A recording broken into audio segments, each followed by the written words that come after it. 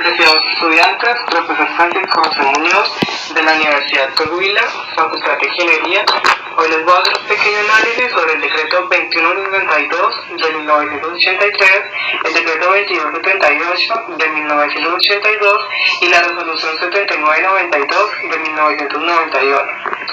Primero empezaré por hablarles sobre el decreto 2278 de 1982, que dice que la carne que se consuma tanto nacional como la que se exporte debe ser bajo los parámetros que dicte el Ministerio de Salud y la máxima autoridad en donde se sacrifique, procese y transporte animales debe ser el médico veterinario. En este artículo se mencionan términos como el matadero, que es todo establecimiento dotado para el sacrificio de animales de abasto público o para consumo humano, que son los bovinos, porcinos, ovinos, caprinos, aves y conejos. La carne para consumo humano, que son las partes comestibles de todo animal de abasto público.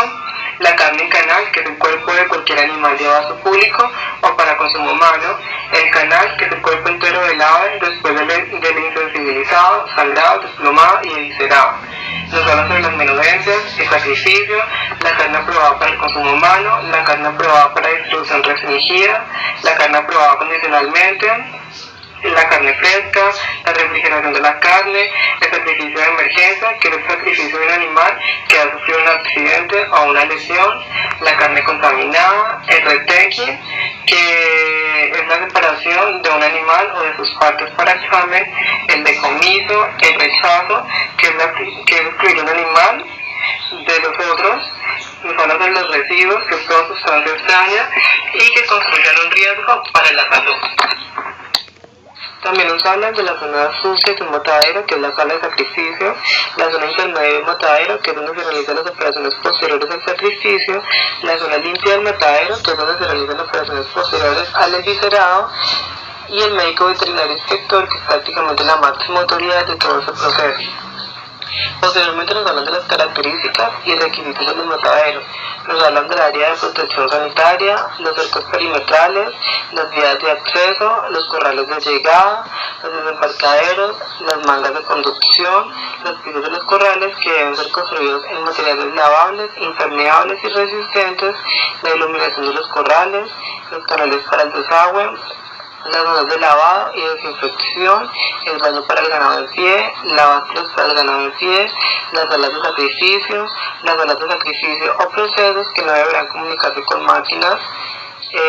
Nos hablan también de las salas de hoyo, que la temperatura no debe superar los 150 grados, el salón de cuarteo y deshuese, el área para necropsia o matadero sanitario, el horno crematorio o incinerador, la sección de calderas, el sistema para el almacenamiento de estiércol, el sistema para el tratamiento o eliminación sanitaria de aguas residuales, la reserva de agua potable, el proceso para la preparación de vísceras y el área para el escaldado y pelado de cerdos. Posteriormente nos dicen que el Ministerio de Salud es quien podrá aprobar la localización, diseño y construcción de cualquier matadero de clase 1 y 2 en el territorio nacional, como la remodelación o ampliación. Nos dicen que la localización de estos mataderos deben ser lejos de industrias o lugares que produzcan olores desagradables o algún tipo de contaminación. No podrán ubicarse en lugares que no cuenten con suficiente agua potable, energía eléctrica ni vías adecuadas de acceso. Nos dicen que el diseño de estos mataderos deben disponer de espacios suficientes y adecuados que permitan la ejecución de las operaciones. Deben diseñarse redes especiales que expulsen las aguas negras, grasas y sangrientas del lavado. Posteriormente nos hablan de los equipos y dotación básica de los mataderos. Nos dicen que estos deben ser impermeables y resistentes a la corrosión y que no deben de traer malos olores. Que todo equipo, accesorio, utensilios, ya sean cuchillos, sierras y recipientes, deben limpiarse frecuentemente y debe usarse detergentes, agentes esterilizantes y desinfectantes, plaguicidas y fungicidas. Estos deben ser autorizados por el Ministerio de Salud. Posteriormente nos hablan del personal de los mataderos. Nos dicen que las personas que trabajen allí deben someterse a reconocimientos médicos antes de empezar a trabajar y cada 6 meses como mínimo. Las personas que padezcan enfermedades infectocontagiosas no podrán manejar la carne así como tampoco las que sufran lesiones.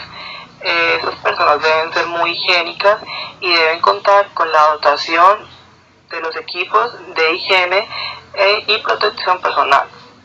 Nos hablan también del ingreso de los animales de consumo humano a los mataderos y nos dicen que es el médico veterinario quien autoriza el ingreso de todos esos animales. Nos dicen que un animal no podrá ser admitido cuando no se han observado los requisitos de sanidad, cuando su documentación no corresponde y si los animales han sido vacunados días antes sin que haya transcurrido el plazo señalado. Nos dicen que los animales deben ingresar al matadero 12 horas antes a su sacrificio y solo el médico veterinario podrá decir si el sacrificio se realiza aún después de haber ingresado antes del tiempo estipulado. Nos dicen que los animales que ingresen al matadero con síntomas de enfermedad serán colocados en un corral cerrado y en cuarentena por orden del médico veterinario. Nos hablan de las inspecciones ante mortem. Nos dicen que es obligatorio realizar esa inspección 2 horas antes del sacrificio y el médico veterinario debe realizarla con luz natural y en el caso de hacerlo con luz artificial, esta no debe modificar los colores. Nos hablan de los propósitos de esa inspección ante mortem y nos dicen que es identificar a los animales que estén descansados para que su sacrificio sea apto para el consumo. Nos dicen que también es aislar a los animales con posibles enfermedades, impedir la contaminación de la sala de sacrificio, así como la de los equipos y del personal. Nos dicen que una vez hecha esta inspección, el veterinario es quien decide si autoriza el sacrificio, si el sacrificio se hace bajo precauciones especiales, si es sacrificio de emergencia, decomiso, etc. Posteriormente nos hablan del sacrificio y faenamiento, que es aquel proceso que se le hace a los animales para el consumo humano, es donde se separan sus partes y se les hace un lavado. Inspección post-mortem. Esta es obligatoria en todos los animales para el consumo y debe hacerse rutinariamente. El objetivo está dirigido a detectar lesiones o enfermedades que puedan atentar contra la salud pública. En esta inspección se tiene en cuenta, o más bien se basa fundamentalmente, en revisar las vísceras, cabeza, lengua de bovinos, porcinos, ovinos y caprinos y las vísceras y la cabeza de los equidos. Los canales, cabezas, órganos y vísceras que después de la inspección post-mortem se aprueben como aptos para el consumo deberán marcarse con un sello de tinta no tóxica, deberá decir el nombre y el número del matadero, la leyenda, inspección y aprobación. El dictamen y destino final de los productos serán dados por los médicos veterinarios inspectores. Posteriormente nos hablan de la calificación de los mataderos de aves y sus requisitos. Aquí nos dicen que los mataderos de aves también tienen sus requisitos en cuanto a la distribución de la planta, las áreas y las dependencias básicas. La procedencia y destino de la carne procedente de aves podrán destinarse para exportar o para el consumo nacional. Los mataderos de ave a su vez deberán cumplir con ciertas normas en cuanto al área de recibo y pesaje calificado y el reposo. El ingreso de las aves debe ser en jaulas y no pueden ingresar muertos. Ninguna ave podrá ser sacrificada sin antes hacérsele la inspección ante mortem. El sacrificio del ave es por el método de la insensibilización, el choque eléctrico, y el tiempo mínimo de sangrado es de 90 segundos. La inspección post-mortem debe realizarse después del enviscerado, incluye los pulmones, aunque estos no se consideren aptos para el consumo humano. Se decomisarán los animales o partes que en la inspección post-mortem presenten lesiones, interacciones y accidentes. El almacenamiento y conservación de la carne. Acá nos dicen que después del enviscerado deben estar 4 horas en canales a una temperatura de 5 grados centígrados. Todas las carnes que lleguen al territorio nacional deberán someterse a los tratados suscritos por el gobierno colombiano. El almacenamiento y conservación. La carne de consumo local debe estar a una temperatura entre 0 grados centígrados y 4 grados centígrados. El transporte. Los vehículos destinados al transporte de carnes, vísceras y otras partes deberán tener licencia sanitaria para el transporte de carne expedida por el Ministerio de Salud. Deberán ser en furgones y mantener los productos colgados refrigerados. Los expendios. Las carnes deberán tener sello de expendios y deberán obtener licencia sanitaria de funcionamiento. Posteriormente nos hablan de la autorización sanitaria y nos dicen que el Ministerio de Salud es quien se encarga de dar la autorización sanitaria de construcción, remodelación y ampliación. Las licencias sanitarias. Esas licencias se otorgan para periodos de 5 años. Y por último, nos dicen que serán sancionados quienes no cumplan con este decreto, ya sea con el cierre temporal o definitivo del establecimiento. Ahora les voy a hablar sobre el decreto 2162 de 1983. Acá nos habla sobre las disposiciones generales y las definiciones. Nos habla sobre los animales de abasto, que son los bovinos, equinos, ovinos, porcinos, caprinos, aves de corral, conejos, animales de caza y pesca. La carne, que es la parte muscular y comestible de los animales. Las grasas, que es el tejido adiposo de los animales de abasto. Las vísceras, que son los órganos comestibles. Los subproductos, que es la parte del animal que puede ser utilizada para el consumo humano o para uso industrial. Los productos cárnicos procesados, que son los elaborados a base de carne, grasas, vísceras y subproductos. Los ingredientes básicos de formulación, que son las sustancias necesarias para la elaboración de productos cárnicos procesados. El aditivo de uso permitido, que es toda sustancia o mezcla de sustancias que no modifiquen el valor nutritivo del producto agregado a los alimentos. Se entiende por embutidos, producto procesado crudo, cocido, ahumado o no.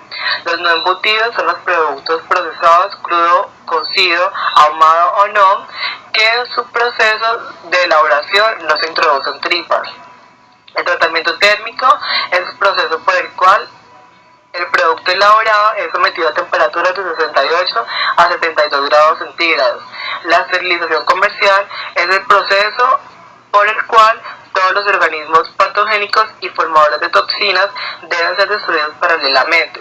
La maduración es el proceso microbiológico, físico, bioquímico, en donde se desarrolla el aroma, sabor y consistencia de los productos. El ahumado es donde los productos cárnicos procesados adquieren color, sabor, conservación. Las tripas autorizadas son las naturales importadas y las tripas naturales no importadas no requieren aprobación ni registro sanitario. Las plantas de productos procesados. Toda planta deberá tener licencia sanitaria. Las plantas de productos procesados solo podrán utilizar carnes, grasas, vísceras y subproductos comestibles de los animales de abasto sacrificados. Las plantas de productos procesados deberán tener como mínimo sección de producción, sección de servicio y sección de administración. La recepción de carnes deberá estar aislada del ambiente exterior. La carne en trozos se transportará en carros o bandejas y no se debe transportar al hombro. Las cámaras frigoríficas para el almacenamiento de carnes. Estos deberán cumplir con los requisitos que se establezcan. Deberán tener capacidad suficiente para la recepción diaria y disponer de suficientes espacios libres que faciliten la circulación y la revisión de carnes. Las cámaras frigoríficas para el almacenamiento no se podrán depositar productos procesados o que estén en proceso. El área de la elaboración. Para la elaboración de productos procesados se requiere el siguiente equipo mínimo: cortadora de carne, molino, mezcladora, embotidora, mesas de acero inoxidable, básculas y balanzas. La clasificación de los productos. Productos procesados cocidos. Se denominan a los productos que son sometidos a un tratamiento térmico de acuerdo con sus características, si son o no embutidos. Productos procesados cocidos no embutidos.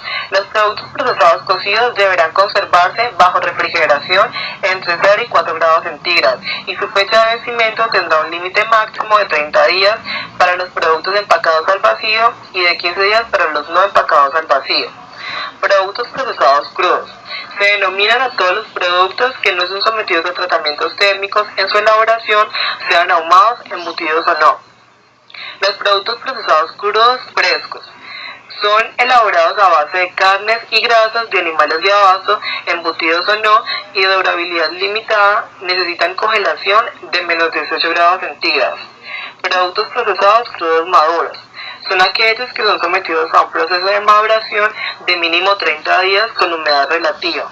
Los productos procesados enlatados son aquellos productos que para su expendio se envasan en latas de cierre hermético.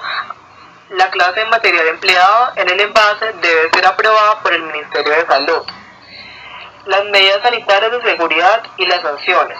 Serán sancionadas toda entidad que incurra con la violación de las disposiciones del presente decreto.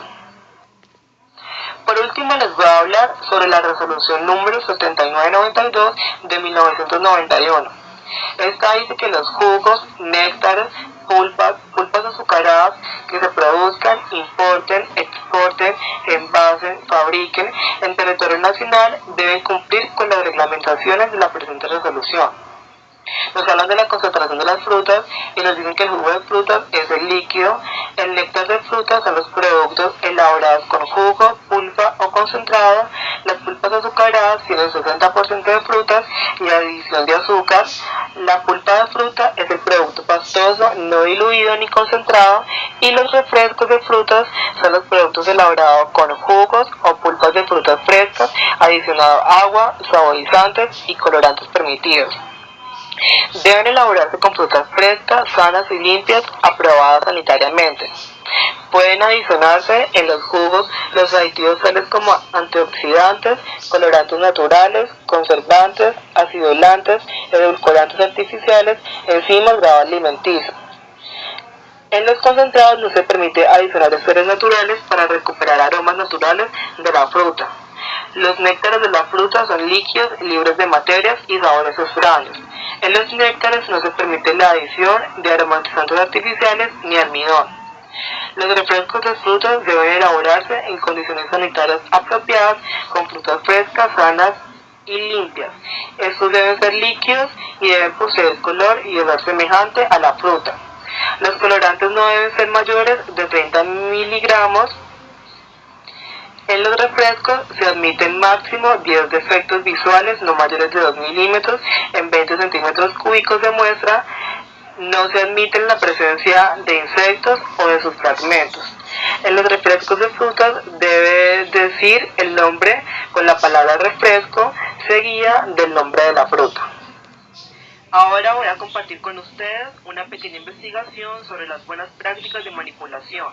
Estas hacen referencia al decreto 3075 del 97 y dicen que son los principios básicos y prácticas generales de higiene en la manipulación, preparación, elaboración, envasado, almacenamiento, transporte y distribución de alimentos para el consumo humano con el objetivo de disminuir los riesgos inherentes a la producción.